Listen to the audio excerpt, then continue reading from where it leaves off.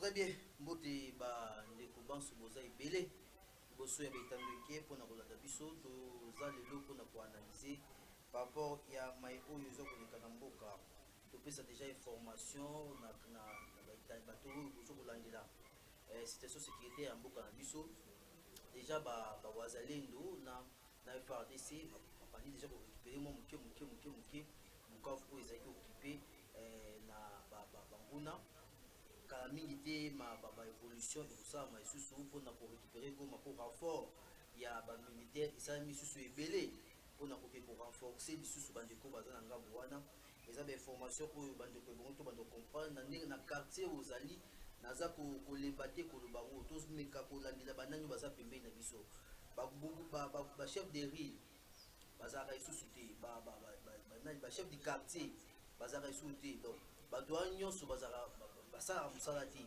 po bacommune na biso eza bourgmestre akoma lokola roi ya commune donc soki avandi na ye avandi babourgmestre batambolaka lisusu te alors mosala eza ya biso nyonso bapatriote ko avenir ovandi omoni motu moko aye na kati ya avenir aza suspect dénonce ye yeba mpe nani okoki kodénonce oyo dénonce mpe su epa motu aza bango eza mpe so compliqué mais tozala na attitude wana tozala na comportement wana ekodénonce mpona mboka oyo eza mboka ya fayulu te eza mboka ya kamere te eza mboka ya frank diongo te eza mboka ya fetisekeli te eza mboka kaka ya ngai na yo eza kaka ya bango te mais eza ya ngai na yo totika ya bapoliticien baregere nyonso te yango moni lelo toza na ndeko azalaki moi politique aza mpe moi politique aza na liste politique kasi aza koevre na kati ya société civile ndeko gédéon swei oyo aza ko coordonnateur ya mouvement citoyen cri du peuple nayendi tokoanalyser par rapport réfléchir par rapport à comment trouver la paix au Congo en gardant tous ces territoires toluka kimia lolenge nini na Congo ata ndambo ya mabele ezala te pa baugandais ata ndambo ya mabele ezala te pa barwandais ata ndambo ya mabele ezala te pa ya nanga et consort eza eloko tokoréfléchir lelo na patriote gédéon tozwaki buki ya info de la jeunesse ma tozwa mpona continue ezalaki essentiel tobongisaki mpona compte ya rubrique ya info de la jeunesse bandeko oyo boza koréclame par rapport ya bamessage oyo tobandaki kolanse mpona bamessage patriotique oyo balidere d'opinion bandeki kosala bomonaki noa benimba pele asalaki yango président Chris Ekoko asalaki yango bandeko mosusu belebele bazosala yango tokozongela yango te prochainement kaka ndenge ezalaka. Gédéon Swei, coordonnateur ya Cri du Peuple, Mbote. Mbote mwana mboka Justin, mbote na bandeko nyonso bazwi libaku ya kolanda biso na mokolo lelo. Boni. Santé za malamu te poto koluka mettre fois ba solution sur le problème où ezali konyokola ba imboka webike peuple na biso peuple congolais a commis opprimé à cause ya agression où ezali koleka lelo na République démocratique du Congo.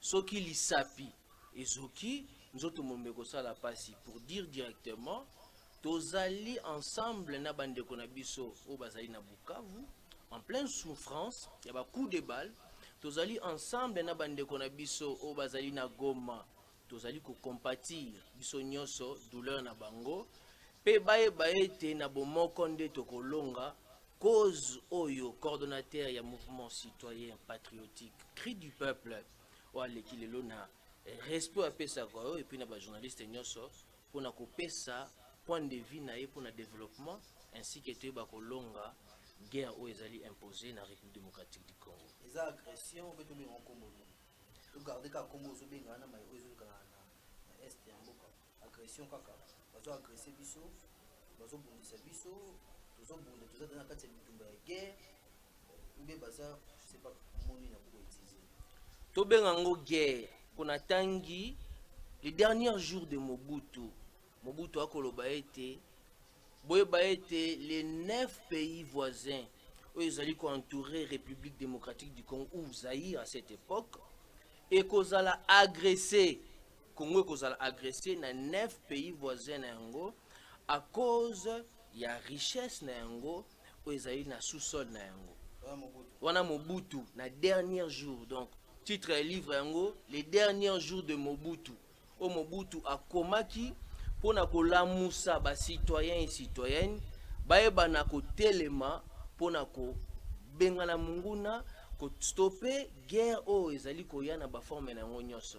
Alors on a vite compris après Mobutu continuité ezali ko sala ma ba atrocité ba viol bongo belema ya bongo na bongo o ezali ko constituer ba crime de guerre o ezali ko constituer génocide.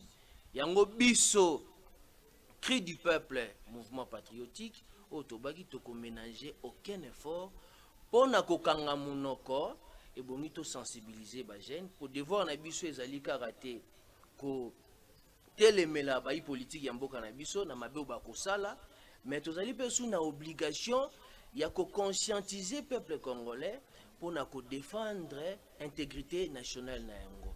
So qui intégrité nationale biso ezali violer bongi to ebana ko telema comme mutu moko bongo to ebana ko défendre un comme un seul homme. Nangambo ya cri du peuple ni déjà bosali pour na ko sensibiliser population parce que nous avons kati ya société civile nous avons ba politique qui active malgré yo de général coordonnateur oza moko ya oyo osala na parti na autoria moko amindi awa oza moi politique active osali politique makasi derrière pe politicien moko ya makasi ya mboka oyo kasi lelo na kati ya mouvement citoyen esiko ozali ben fort ni de bosali pour na sensibiliser population jeunesse papo ya maiko ezoleka na mboka. Ben fort auto sali oyebi ke toza na fléau oyo ezali ko gangrener lelo na République démocratique du Congo ya immoralité oyo ezali na réseaux sociaux. Tala ndenge bandeko baimboka bakongomani bazali ko pesa information ya mabe contre patrie, contre Ditunga, contre mboka na biso ezali République démocratique du Congo. Alors notre mouvement citoyen patriotique Cri du peuple a lancé la campagne de mutualisation pour na côté les mola immoralité aux alina réseaux sociaux. Les gens, les Quinois, les Congolais et les Congolaises doivent utiliser les réseaux sociaux d'une manière rationnelle. Baroui ko salaka réseaux sociaux étaient comme outil à désinformation de l'information. Donc on va transmettre information en ndenge ya malam. Alors biso cri du peuple to suki wanate tokei sous na campagne ya sensibilisation ya elenge tokufa pona ekolo. Nous avons que ce Congo. Na message campagne boso bosa qui est-ce que bosa qui fait fort pour na président Bosembe. Non, tout ça là qui est fort, il y a un président Bosembe parce qu'ici, on a dénoncé d'abord mauvaise gestion du président Bosembe. Non, il faut tout le baver. Ce qui n'a l'obité n'a kokufa, madame n'a l'obana kufa. Monsieur Bosembe et le ministre de la communication, ils ont accaparé avec la communication de défense. La République aujourd'hui, tout ça, n'a mode de défense du point de vue numérique, c'est-à-dire même les citoyens congolais ne savent pas à quel point, à quelle ligne auditrice au Bagogozola comme langage commun d'un citoyen envers les agresseurs. Sokolobi pour d'autres journalistes, ils la sanctionner. Pour d'autres chaînes, bazo kangape ba chaîne. Alors pour nous, le mouvement citoyen, toko sala yango obena courage et patriotisme. Parce que nous, dans le cri du peuple, nous avons cette vision et devoir, il y a patriotisme au service de la nation. Donc, kolinga mboka na musala ya mboka. Dans la minute où on est Congo ezali agressé, pas ya banguna, pas ya benemi, tout membre du mouvement citoyen, légalement ou informel ou formel, azala installé ou installé, il a l'obligation de défendre la patrie, il a l'obligation de ne pas divulguer ba information à mabe ou ezali kokende contre information ou ya ko défendre mboka na yango na kosenga na monsieur Christian Bosembe à s'inscrire na bonne voie vu que yazo a ko gérer ba etando ike nyonso ay bana koyebana kopesa ligne auditrice ou ko permettre tous en langage moko on dit yo na bobani na makanisi bokabwalite na mo ndika bokabwalite. Deuxième campagne, on a mobilisé les jeunes. D'ailleurs, tout ça est sous une activité, tout simplement pour mobiliser les jeunes, pour conscientiser les jeunes. Et l'engé toku fapone ekolo, pourquoi tofu concept makasi, et ça slogan té nous avons l'obligation. La guerre qui nous sont imposées, même si M. Félix Tshisekedi, qui est notre président de la République, n'est pas au pouvoir, guerre wana continue. Pourquoi? Parce que les agresseurs, guerre wana, pourquoi guerre dans la République démocratique du Congo, c'est base d'exploitation illégale.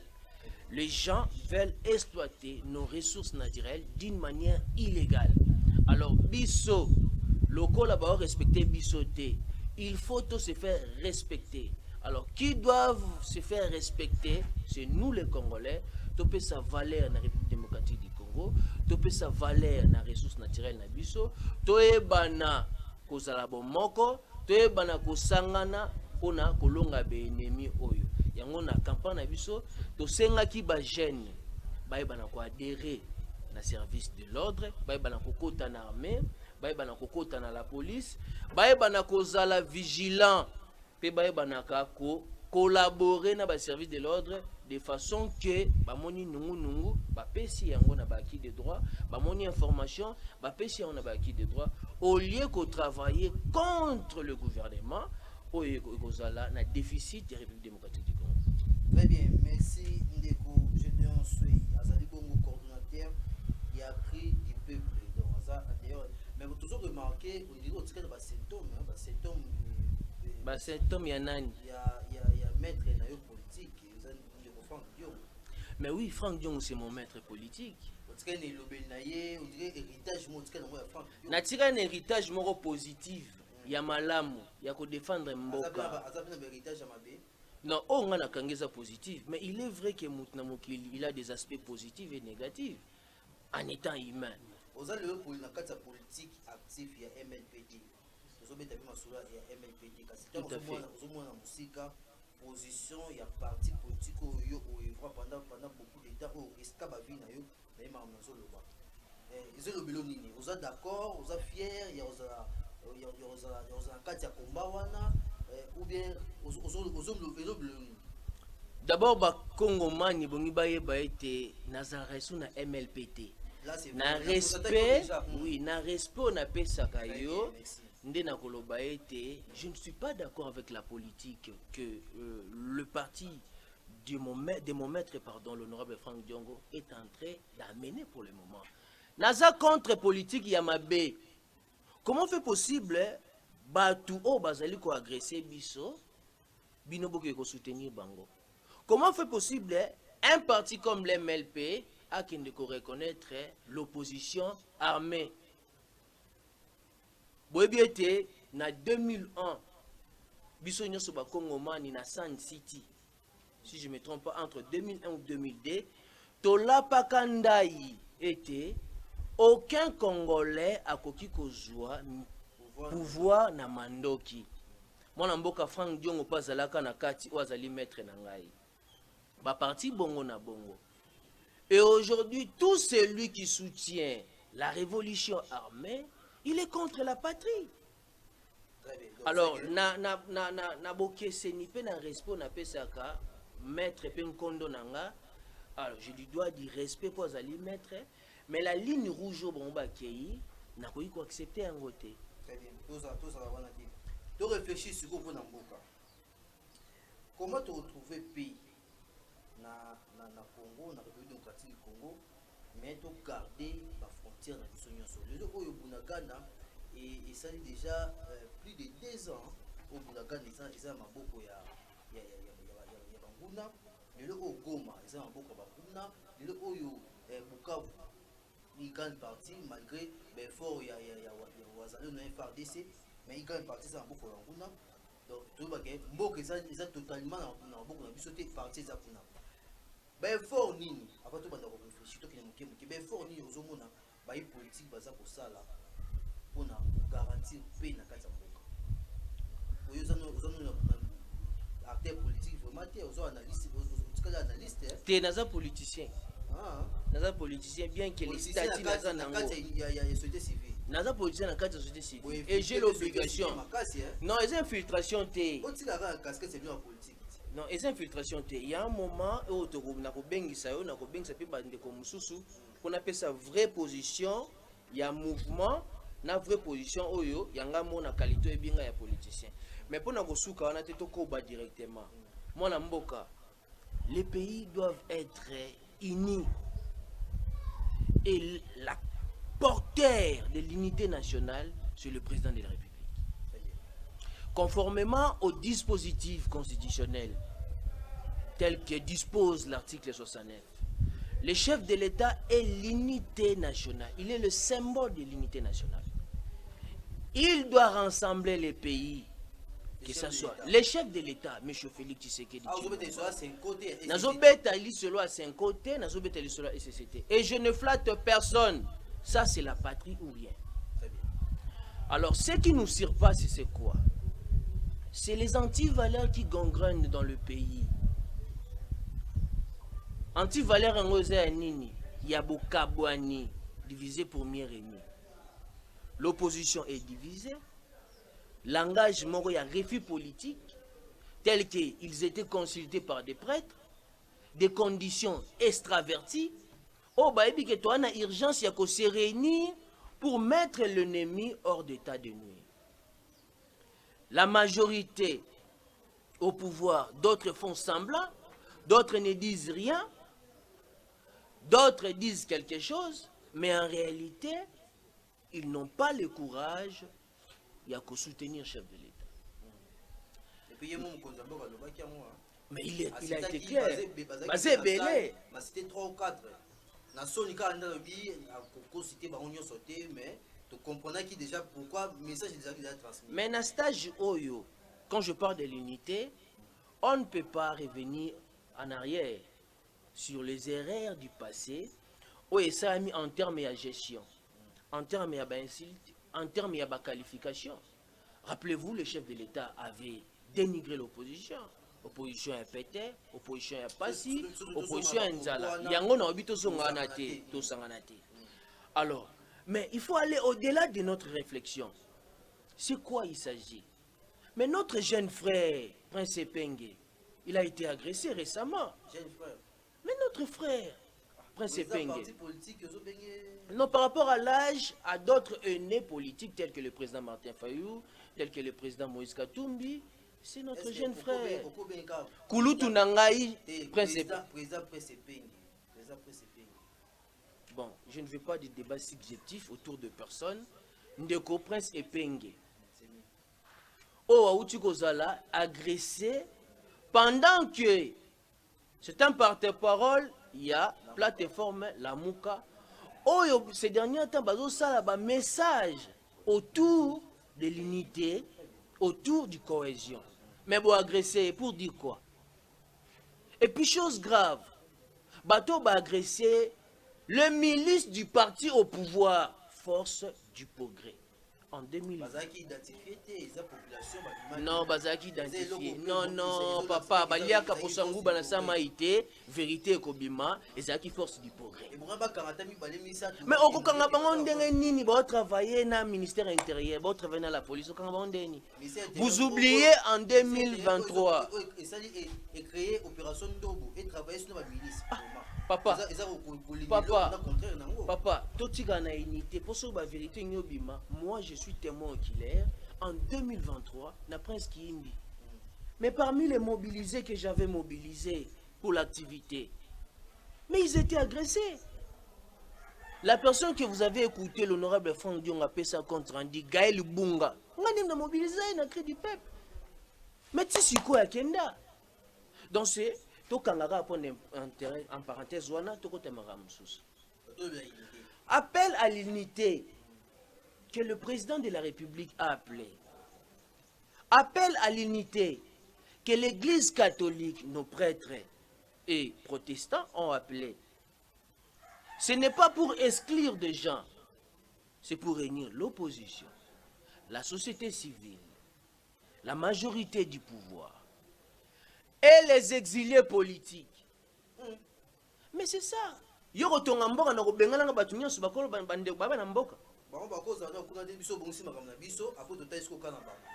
bandeko baza frustré. Les dangers qui pèsent sur notre pays est plus vaste que nos ambitions personnelles. totika non ba ambition na biso personnel toyebana ko protéger ko vaincre danger oyo ezali sur mboka na biso. Tout le monde a un rôle à jouer. En ce moment-là, ceux qui va respecter appel les chefs de l'État, wanande siko tokolo babande kona baza contre ba inimboka. Moi j'ai accepté de voir qu'une décrispation politique en miniature se fait à tel point que Batouya va prisonnier politique babimi. J'ai appris mon frère Mike Mukeba Abimi, mon aîné le président Kabundu Abimi et d'autres personnes et ensuite suite. J'ose croire aussi ba exilé politique bazonga. Mais le col à moi mboka Moïse Katumbi. Le col à moi mboka Frank Diongo. Moïse Katumbi exilé politique, pas un problème in mboka. Mais il faut tout un régime. Bon. Faut un problème mon mboka ndé ko saika kima akimi. Moïse Katumbi a un problème ni papi me passeport, ba boto résidence na yé. Bon. Yo retourne nga mituna, nga retourne mituna te. Mais natangi siko Frank Diongo exilé politique. Non, non, non, non. Frank Diongo a été agressé à tel point que le régime en place, papa, faut dire la vérité. Les régimes en place ont voulu sa propre mort. Tant que agressé pas bande qu'on a vu fort du progrès, yo monate, au monarate ba osengi sa papa mukolo bongo vidéo bana machette. Tu n'avais pas vu ça? Pour quel péché? Ce que l'objet que mouton a déjà bien été, c'est un péché. Mais à commis poursuivi, évitez de déguerpir au siège de Frank Diongo en enseignement, sans le respect, il y a des normes. Mais j'étais là, j'étais justement qu'il est. Totikawana. Jean-Claude Vouemba exilé politique. Il passe à Frank Diongo. Jean-Claude Vouemba exilé politique. Il passe à Frank Diongo. Il passe à Frank Diongo. Mais parce qu'il a un problème ni Namboka. Est-ce que l'exilé politique ou un yosoana? Donc on dit que l'on va compter sur un, on va exilé. Bah ça peut nous réunir, on va exilé. Bah il va pour nous dire en vérité na qui meni mboka nini. Bah ça y résolution on va tindi pour les étudier. Bah on peut pas ça on va ça mboka.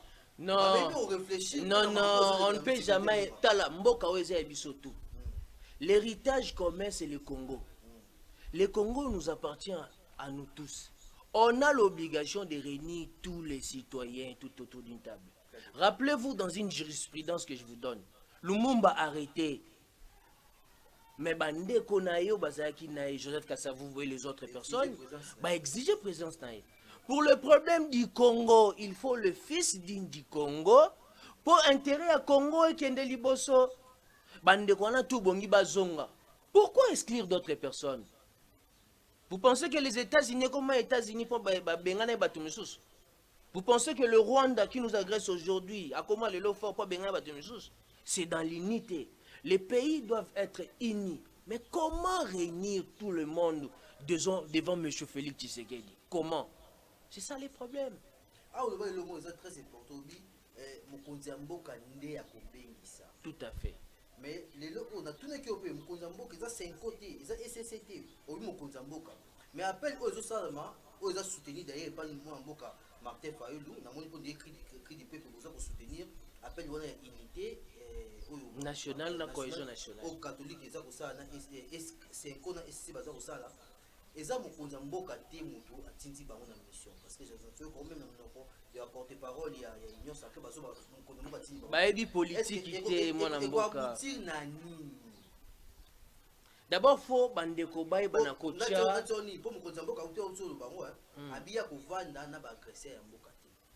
Tout à fait. C'est une bonne chose. C'est une bonne chose. Bato bazali kocha tembe que mission basango ba ko sala. Ezali mokonzi mboka atindi bangote bazana confusion. D'abord de 1, en termes de dépenses, vous pensez que les avions que la Senko prennent là, on va au fouta, ça va dépenser là ya buzoba.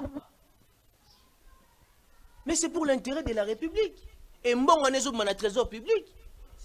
Mais je vous dis, mais quand le chef de l'État lobby que l'idée est géniale, Parce que les chefs de l'État ebi ke tokolongaka na unité. C'est ainsi qu'il faut bakende. Kokutana ndeko Kabila, le président à vie, kokutana ndeko Jean-Claude Vemba, kokutana Moïse Katumbi, kokutana bandeko tout. Et kokutana biso nyos nde bakoyela président de la République, voilà les exigences na ba proposition bandeko yangoyo. Poyenda zali symbole de l'unité, yende mutazana légitimité nyos. Mais c'est comme ça que ça se fait. Vous pensez que le président de la République doit se déplacer à kenda kutana ona kutana oyo. Donc bandeko mususu ya IDPS batika ya moko makamba ko sala na minute. Quand on fait une chose pour l'intérêt, et non l'intérêt de M. Félix, c'est l'intérêt du pouvoir, c'est l'intérêt du peuple, c'est l'intérêt de notre pays, ils doivent se fraîchir de façon que mission ana esimba pour namboka na biso kende liboso. Totika ba divergence wana. Parce que mambo ya malamu kobima na kati ya malamu si le président de la République applique ses résolutions tout en sachant que toboya makamba mabe potote kande mboka te ekomama malamu o nyoso akoya na boule ya mabe ba exigence moko ya ba refus politique, il sera exclu. Nous allons tenir compte na batu oyo bako pesa non ba point de vue positif pour le pays o bakozala prêt pour na retravailler. Donc to vanda to pesa batu ba ya pesa ba idée ba point de vue positif. To moni ko to Joseph Kabila a sa sorti Joseph Kabila bato lobaka na été na kati universitaire munene et université Kara asali kabimi quand même na silence asali ya un message où ils allaient critiquer na longi nyonso auto Martin Fayulu appel position na ye asa ko encourager li solo kasi asa pe na bloc oye asa ko boya pona ko ya gouvernement. Est-ce que mutu na ba divergence wana eza mission mo facile. Il y a aussi un politique pour l'isoler pour ça mater sans Joseph Kabila quand même avec 18 d'expérience. Oui, certes, il est vrai que na minute où il courage et détermination, il y a le président de la République. Le président de la République doit se comporter en étant comme garant de la nation. Joseph Kabila. Mais oui, qu'est-ce qui manque? Joseph Kabila a na bembate. La rappelez. Oui, rappelez-moi. Nous avons encore deux fois déjà. Avec Joseph Kabila dans Sima ya. C'est ça maintenant. Même Jean-Pierre Bemba, Azali Moko ya Presidium, il y a Union Sacrée, Joseph Kabila na Sima ya Babombondo. C'est ça maintenant, la divergence au réseau Salakier, Congo, ezala affléchi ou fléchi. Moi, je ne condamne pas les chefs de l'État. Azana ba information nyoso en étant garant de la nation, il y a ba service nyoso ezali ko pesa et tongo me dit pourquoi concernant la sécurité de notre pays. Mais qu'est-ce qui manquait au président de la République d'appeler son prédécesseur qui est le sénateur à Joseph Kabila au conditionnel? Qu'est-ce qui manquait? Qu'est-ce qui manquait au président de la République d'appeler d'autres personnes qui agressent le pays parce qu'elles ont un numéro d'abord? Qu'est-ce qui manquait? Papa, il faut se rendre compte que les dangers qui pèsent sur notre pays est plus vaste que nos ambitions personnelles. Et ça pas si comme na régime ya mwana papa Etienne Tshisekedi Gomez a occupé, Bukavu a occupé. Alors, nous ne sommes pas là pour condamner, mais pour proposer, pour donner des solutions, afin que Mboke Liboso, le chef de l'État, à sa symbole d'unité nationale, il peut appeler M. Joseph Kabila, il peut appeler tous les autres de se réunir tout autour de lui. Derrière l'État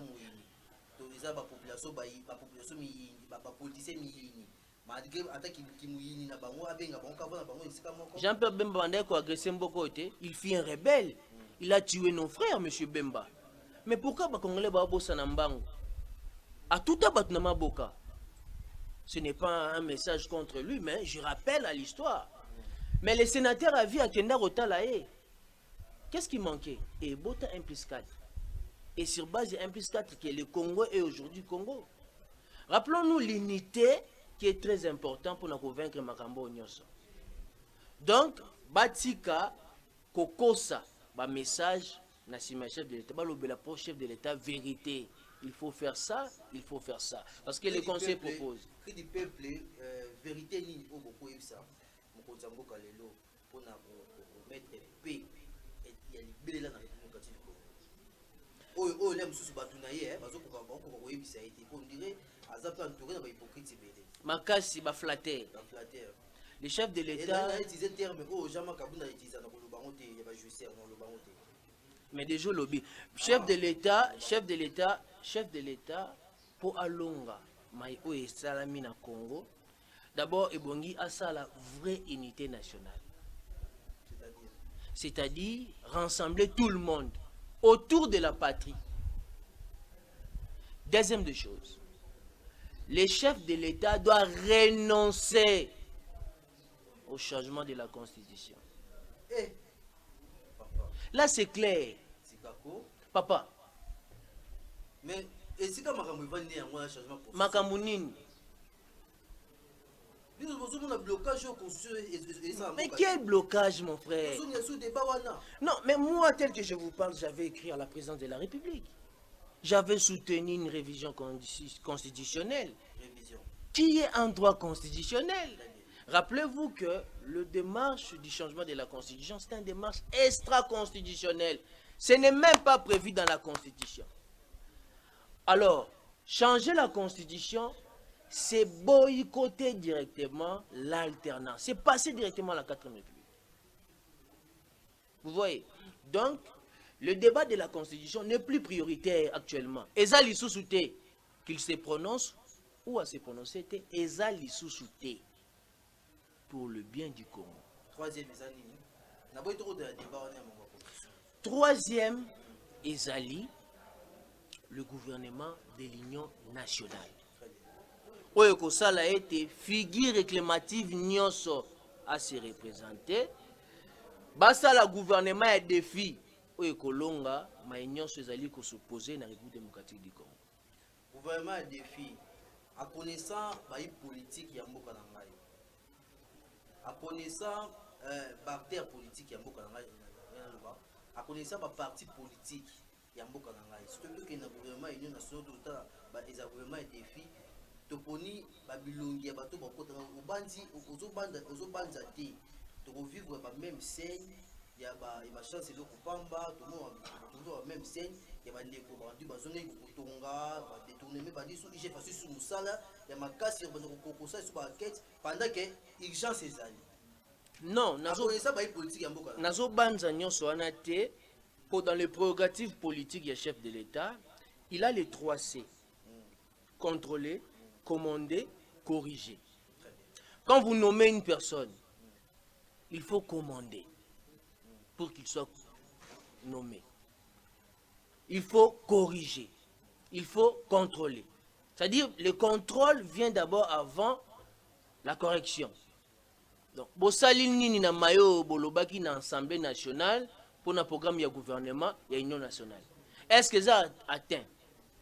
Et puis les élites nationaux doivent prendre la responsabilité parce que bazali na pouvoir oyo population a pesa bango. Ils peuvent sanctionner le gouvernement, ils peuvent sanctionner le ministre. Oyo akosala mabe pour banda régime M. Félix Ezala, qui non le ministre Mokota Zala sanctionné. Or bango tout ba médiocre. Ba ministre sont médiocre. Mais na biso papa ba ministre ba médiocre bazoko katé. Le gouvernement passé ce sont des médiocres. Ils ont échoué dans tous les plans. Ozomona na kati ya gouvernement national. Toza a yo moto ba ko na débit que na ba message ba toza ko porter, il faut ça message mo ba unité. Ah non, yondo lingozo sangana passé, on a lobby na vérité que le gouvernement union nationale tête na ngoto ezala gouvernement Soumino Alde. Non, madame Soumino, elle ne peut plus être là. Ah, il y a quoi que ça. Non, maman a échoué. Échec n'est un niveau. D'abord, le supérieur du chef de l'État, la dame en question, elle n'a pas pu matérialiser cela. Donc, il faut l'ongambandi. À quoi quitter? Papa, yozo blague na mboka oyo, on a plus de 100 millions d'habitants. Ata musalo pesi na batute. C'est un danger, hein? Un jeu d'hasard, c'est ça, non? Quel jeu d'hasard? Quel jeu d'hasard?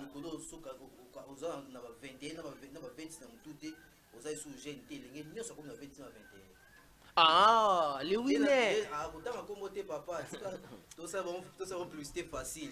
Non, non, non, Mais eza. les 29 21, Non, eza Entreprise kofinga congolais. peuple congolais na incapacité, il y a régime, na incapacité, il y a gouvernement et madame Simine on va coqueter le côté. Oui, que c'est la honte de ne pas matérialiser les 6 piliers seulement. Création d'emplois, sécurité des populations. Aujourd'hui, ce que non nous est Mozuika Galelo, Kingasani, Massina, le 24 communes, les peuples vivent dans l'insécurité. Et chose grave, dans le noir. D'où le DG de la SNEL faut démissionner. Il est incapable. Il doit démissionner conformément aux aspirations. Il y a cri du peuple. Il doit démissionner. Comment nous avons Linga, Zongo 1, Zongo 2, mais nous manquons l'électricité? Comment nous pourrions accepter des étrangers baillés dans le projet ABC, plus de 6 mois pour qu'il raté? Un individu dans la société a stabilisé des stages, mais il a raté. Pendant que l'État a donc tu dois démissionner. Donc, pour dire la lutte de l'incompétence contre l'incompétence, ils appellent sous lutte Mamakasi na Congo. Il faut que la population ait élément contre l'incompétence. Incompétent basé belé, balinka ko zana ba institution l'État. Ça dépend de sa volonté. Je ne suis plus membre. Non, ce qui va bien ici, pour chef d'État attendre le bon amour, qu'il plaise à sa volonté ailleurs. Nazo banza komona bango nyonso na intérêt ya mboka pour dire en un mot. Tengate. Non, ngai na ozala na gouvernement oté. Nous sommes là, libanda poto yebana ko juger bango contrôler bango. Compétence ezati yo mozo bango compétence. Non, to ko juger bango. Non, prêter aux autres prêts au critiquer, mais on travaille pour nous travailler aux autres prêter. Papa, on a travaillé pour ce pays, qu'on défendre la population, qu'on défendre l'intérêt républicain. Alors pour travailler dans une institution, qu'est-ce que ça ferait? Donc, eza li question yako tala bango nde lisu likolo a lisu. Biso toza libanda, batu nyonso bakotaki kanate. Alors biso toza libanda pour nous surveiller bango. Pour to libanda tina on surveiller bango. So to bito retenir mai auto soyena ndeko je peux comme comment soit chrétien. Biso to retenir on a regardé Kimia na République démocratique du Congo pour na Kimia en République démocratique du Congo pour regarder ba frontière nyonso ya mboka ezosenga mokonzi ya mboka abengisa avant de sika moko na ba congolais pour na Kimia na lobby likambo dialogue té na lobby le chef de l'État est le symbole de l'unité nationale. Il doit appliquer conformément à la Constitution l'article 69. C'est ainsi au moni tous les démarches que le prêtre, que d'autres personnes feront, il faut y avoir un symbole de l'unité nationale. Et l'unité nationale doit s'appliquer à l'intérêt du Congo et non à l'intérêt individu pour vaincre ça. Très bien. Le succès à traiter aux Aïkina, on a rappelé cri du peuple, les Ali Bongo mouvement citoyen, les a pour militer. Il y a des politique. Mokambilango ezan de Gédéon sur il faut tous na plateau ba pesi position na bango par rapport ya mai ozolika na République démocratique Congo situation sécuritaire ya mboka na biso mutu nyonso aza déranger nango mutu nyonso ko atana ba mama mikolo ba teka mapa ba komi ko ba ba problème ni est-ce que Bukavu déjà to sur yango est-ce que c'est comment kuna eza ilo mo ya malom mingi puis ba jeune hôtel mama kasi ona mboka ezaka mboka eza ya femme ndiongo te mboka eza ya Félix Tshisekedi te mboka eza ya Fayulu te mboka eza ya biso nyonso ezaka ya bango moko te bayi politique wana tokomina suka liloba nini okozala ya bokabwani liloba na ngai ya bokabwani bakongolais bayeba M23 lakisaka nini. J'aurais voulu dire ça au début mais eye na suka nako soutenir chef de l'État nako négocier na M23 te pour M23 za langage codé. M elakisi mouvement D ezali deuxième lettre alphabet ezali B caractérisé na balkanisation. 3 ezali troisième lettre alphabet ezali C caractérisé na Congo. Donc en un mot l'M23 signifie mouvement de la balkanisation du Congo. C'est ainsi notre mouvement Cri du peuple aménagera aucun effort pour ces terres yakoboya ko dialoguer na M23 bazana projet ya mabe contre Mboka oyo. nanga quand même ça va. FC eza un moment pour dire la carte wana. Ah non, il y aura un temps où mais nanga a trahi les pays. Il faut être clair. Tout la tsarama B, il en va pembete. Nanga a trahi les pays, a trahi aussi le peuple. Bandeko cri du peuple bazolanda yo. Bandeko cri du peuple bazolandanga, baza na bonne voie ya ko défendre Ditunga. Oyo ya Patrice Emery Lumumba, ya ko linga mboka, ya ko boya bokabwani, ya ko zala bomoko. Très bien. Merci GBM, Papi Boudi Kawa Rezek Biso de merci Andeko Gédéon. Ndenge ko disponibiliser ta na yo pour na toza sur le lot malgré je suis pas pour les belé. O toza quitté, oza mutu azande ko oyo to kuta ine makasi na kati ya komba azu ba gaza kabila makasi. Tant azo militer na sima ya ndeko Franck Diongo. Kamusa biso le Franck Diongo bina boloko ba limbisi na bo kabila na bo pete nyonso eza politique et le oyo azana société civile. Féliciter pour l'analyse à un certain moment pour ça qui contre le gouvernement contre non naza contre individualité naza contre individualité naza contre individualité c'est bien merci to pese mato nomi na cordo sa moi tumbo a coordonner biso pourquoi pas na moni confrère na ngai Papi Mbamba nani oyo azara nani soki nani je sais pas tout à l'heure c'est ma même plaisir la venue se prépare jeunesse oui